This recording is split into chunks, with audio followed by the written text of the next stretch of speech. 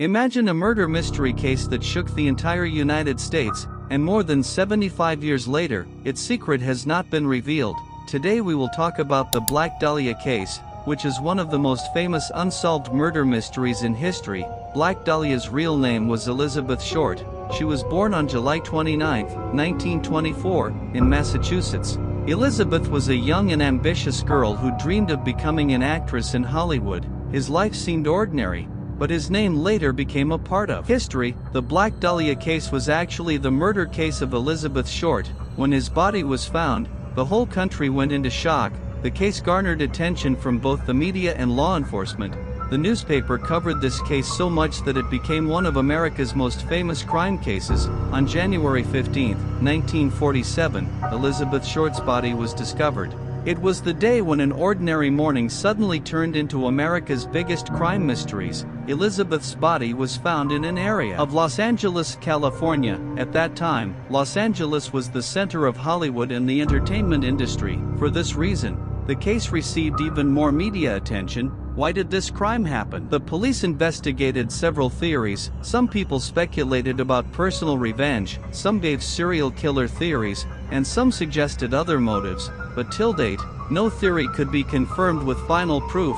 How was the investigation done? The police questioned thousands of people, investigated many suspects, and collected a lot of clues. But in that era, forensic technology was not as advanced as it is today. DNA testing and modern forensic tools were either non-existent or very limited. For this reason, the case could not be solved. Surprisingly, many people claimed themselves as killers, and the names of many suspects came out, but there was not enough strong evidence against anyone to officially solve the case. Even today, the Black Dahlia case is considered one of America's most famous unsolved mysteries. It's not just a crime story, but a chapter of investigation, media influence, and unsolved mysteries that continues to trick people to this day.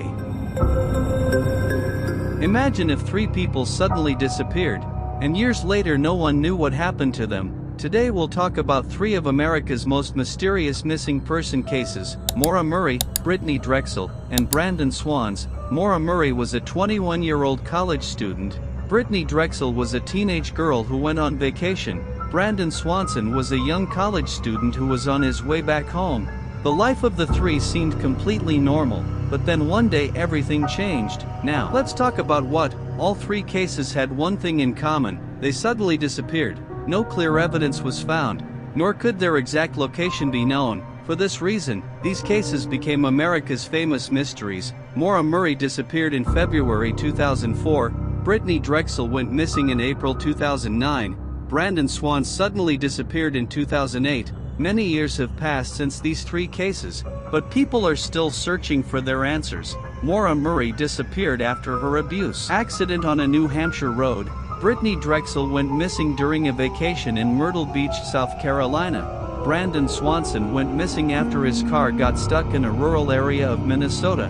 Now the biggest question, right? Why did these people disappear? In the case of Maura Murray, some people theorize voluntary distress after an accident, while others speculate on foul play. In the case of Brittanee Drexel, theories of kidnapping and criminal activity came to light. In the case of Brandon Swanson, some people think that he was the victim of an accident, while others do not ignore any other possibility. And now it is, how were these cases investigated? The police conducted searches, talked to witnesses, collected evidence, and investigated several theories. Maura Murray's car was found, but she herself was not. In the case of Brittanee Drexel, many leads were revealed and the investigation continued for years. Brandon Swanson was talking to his parents on the phone when the call suddenly disconnected, and there was no sign of him. Surprisingly, despite these 3 cases, technology, searches and investigations, the whole story could not be revealed. For this reason, these cases still haunt people and continue to be debated on the internet. People still ask today, what happened to Maura Murray? What was the real secret to Brittanee Drexel's disappearance? And where did Brandon Swanson go? Imagine if there was a group that promised a better life, but in the end its story would turn into one of the most creepy tragedies in history. Today we will talk about Jonestown Massacre, an incident that shocked the whole world. First of all, let's talk about that. The central character of this story was Jim Jones. Jim Jones was a religious leader who created an organization called People's Temple. She had thousands of followers who trusted her blindly and believed everything she said to be true. Jonestown was one of the largest mass deaths in masquerade history. More than 900 people lost their lives in this incident. This incident was so shocking that it is still counted among the most famous tragedies in the world.